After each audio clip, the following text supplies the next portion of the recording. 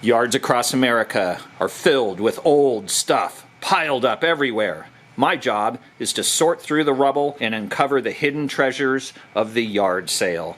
I sort through the trash and turn crap into cash. Hi, and welcome back. This is episode 8 of Pickin Vegas. I'm Mike. This is Dusty. And this is a show about all the stuff I find at local yard sales and estate sales.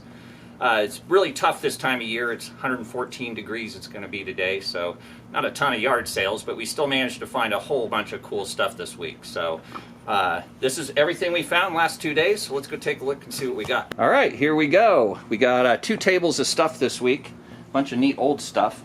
And we're going to start over here. Up here along the whole top up here, I got all these old vintage games. So I don't really know much about this stuff. I've actually never had anything like these.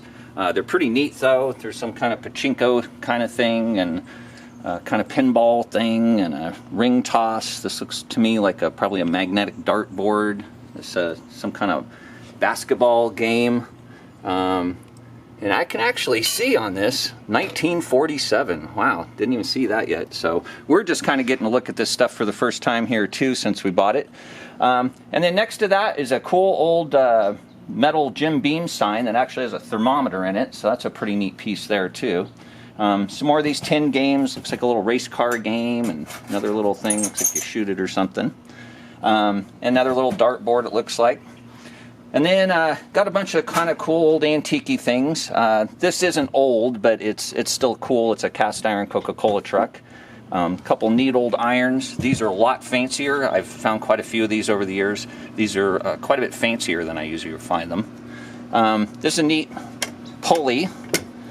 This is the kind of thing that can be repurposed to maybe hang a lamp off a ceiling or something cool like that. So I can't see why anybody would actually use it in its original form, but it makes a really cool decorative kind of thing. This looks to be like a pepper grinder, kind of neat old thing. A couple of horseshoes. These aren't actual horseshoes; they're for the game horseshoes. So, but they are old and they're metal and they're neat. We have here a fire alarm. I don't know why I bought that. I guess I've never seen one, and it's kind of an odd thing. So, and over here, another old antique light of some kind. It has looks like a red lens in it. Don't really know anything about that kind of stuff either. So I'll take a little research, just kind of figure out what it was used for originally. And another collection of old books. I got all these for 50 cents each. A lot of turn of the century stuff and some later 40s and 50s stuff. But at 50 cents each, they're kind of neat books. So this kind of stuff always does good in the antique store. It gives something to look at. Then back over to this side, we have this neat old spindle. I'm guessing like wire or something probably was on that at one time. But again, kind of neat decorative item. Scored another pile of Legos, 10 bucks for all these. Then the lady told me she had a bunch of figures, so I ended up buying all these guys for another $30. Kind of paid up for them, but there's a lot of really cool figures in here, so I'm hoping some of this stuff has some good value to it. And up top here, we found a bunch of records this week. Kind of same with the books. They came from the same sale, and there wasn't a lot of great stuff. Actually, kind of like a pallet sale, but there was some piles of older things and a couple tubs full of books. So the lady was really cheap. We got the records for $1 each. These were all at the bottom of the pile. And same with all the old books. They were all on the bottom of a tub. A little bit of digging around to get at this stuff, but that's how you get the good stuff.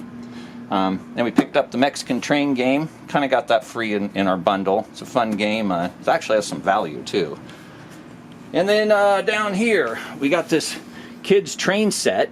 This is all still new in the box. It's really heavy. Looks like somebody opened it, decided it looked like way too much work, and put the top back on it. So I kind of paid up for this 50 bucks, but I think I can quickly double my money for $100. So I don't mind making 50 bucks for taking a couple pictures and meeting somebody. Part of those same games is this little old cardboard scoreboard. It has a bell on the back. I have no idea what that originally went to, but again, kind of cool looking. Here we have some waterfall hooks. These are just industrial items I use in my antique store, but I got all of them for $5. It's a really good deal, so, and I'll put them to some kind of use. And then finally over here, more of these vintage games. These are the kind you roll the balls up onto. So again, not really sure how old they are, but they look pretty old, probably 50s or something. So we'll have to look this stuff up, see what the actual values of some of these things are. But for only finding maybe a dozen sales over the past 2 days, I think we did pretty good. As the weather cools off, these piles are going to get bigger and bigger and bigger. So next, I'm going to spend a little time researching things, and then we'll go over what turned out to be cool and valuable and what didn't. Okay, we're going to start with the Legos today. These are the bulk Legos I got and a bag of figures. The figures turned out pretty good. I haven't had time yet to research every single one of them. It's kind of a pain in the butt. But we did hit a couple good ones right off the bat with Sonic the Hedgehog. This will sell easily for $30 all by itself. We got a Gizmo from the Gremlins. He's worth about $10. The Spider-Man will bring $5 to $10. This Dragon's worth $10, and many of these others will be anywhere from $1 up to $10. So all in all, pretty good. One thing in here to note on is that even things that look like Legos aren't necessarily Legos, and although SpongeBob does have the right hands and everything, he's actually a Mega Bloks. All Legos are clearly marked under their feet, and their feet should be boxy and square. I have seen Chinese ones where their feet are round, and that shows that they're a fake Lego guy and they're not really valuable. Also, the Mega Bloks are not very valuable either. So this guy, even if he had all the characters, still only was worth about $1. If he was an actual Lego guy, and they do make Lego SpongeBob, he's worth 5 to 10 times that. And then in addition to that, this here is also a Lego minifigure. This is their Friends. This is part of the collection that's usually got a lot of girl-based stuff. It's a little more realistic looking. So all in all, these turned out really good. I spent $10 on the bulk Legos. They're worth about $25. I spent $30 on the figures. I think there's an easy $100.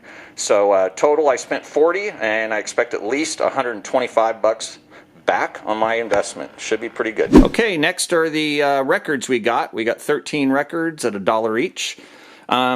Nothing turned out super valuable in this bunch, but it seemed like a good time to go ahead and show kind of what records are worth and what ones to get and how to price them, because it's a little bit tricky. So overall, when you're looking at old records, old rock is mostly what's valuable. Old country and musicals and big bands and stuff like that, generally there's just no market for that stuff. So, but the old rock and roll is really good.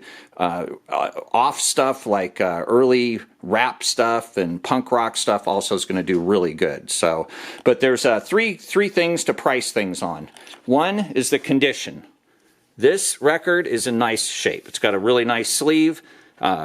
The inner sleeve is there. It's also in nice shape, and the record itself's in really nice shape. So that one's good.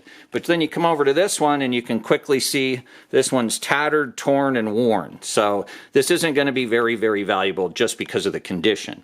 So once you take the condition into account, then you want to actually look the album up.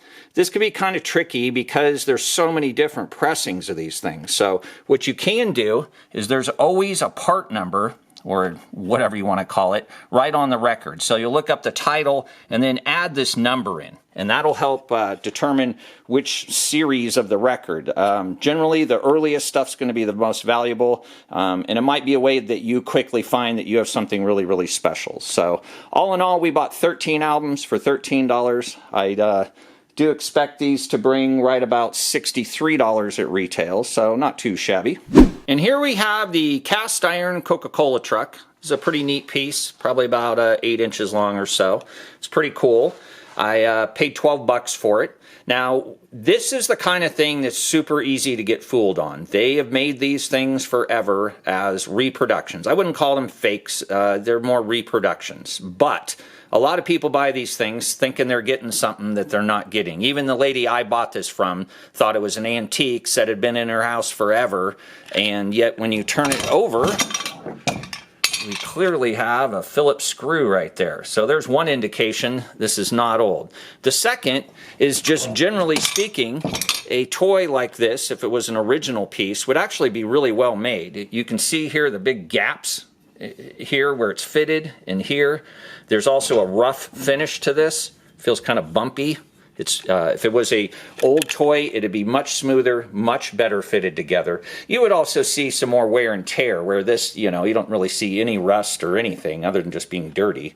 So that's some ways you can tell the difference with these old toys versus the new ones. Just flip them over, look at them, and if you see something that doesn't look old, it's probably because it isn't old. Doesn't mean it's not valuable. This is a Coca-Cola Truck. They've probably made all kinds of these things for many, many, many, many years. So on eBay, I couldn't really find anybody that had actually bought one, but people are asking about 30 to 50 bucks, and that's probably what I expect. I spent $12 on it. I think it rings right around $35 at the antique store. Okay, next up is these old vintage games I bought. I rarely come across anything like this, and there's just not that much of this laying around out there anymore. A lot of this is from the 40s and 50s, so it's pretty old stuff. What's kind of neat about this is that it seems obvious these are games. So you're like, oh, who the hell's going to play that game? Well, the reality is nobody's going to play these games. What they are is really cool looking. They've actually moved from being something you would play with and is useful to being strictly just kind of artwork. I mean, there's great images. These are tin lithos, and they're just really, really, really cool pieces. So I think all these things are going to sell really quick, and I think strictly just on an artistic basis. Imagine like a little kid's room decorated with all these cool old games. It'd be really cool looking. So these turned out really cool. I would buy these every day if I could. So we spent $5 each on these pieces, totaling $50. And I do think I'm going to end up with right around $215 back on them. So great items for the antique store. I think they'll fly right off the shelf. Okay, here we have the Jim Beam advertising. This is a metal sign with a porcelain finish and a thermometer in it. Got lucky, the thermometer's still working in there, so that's kind of nice. These porcelain signs are a little different from painted signs. You can see they do this kind of starring thing. The surface is much harder and thicker than a paint would be. Paint would just chip off or scrape off. This, you really almost have to hit it with something to knock the finish off. These things are very collectible. Anything that's porcelain and advertising, you can't go wrong. So eBay, I didn't see any of these sold. There's one guy asking $200. I don't know if this one's got a little bit of damage and stuff, so I don't know exactly what I would get, but I'm going to try and get $100 for this at the antique store. So I paid $5. I expect $100. Pretty good deal. Okay, it's update time. We've had 7 shows before this one, so I thought I'd do a little update on some of the key items that we went over, the things that have sold anyway.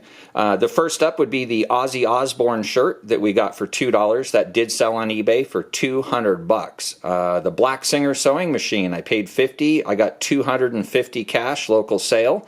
The 2 Harley-Davidson's women's jackets, I got $40 for one and $60 for the other at the antique store. Only spent $20 on them.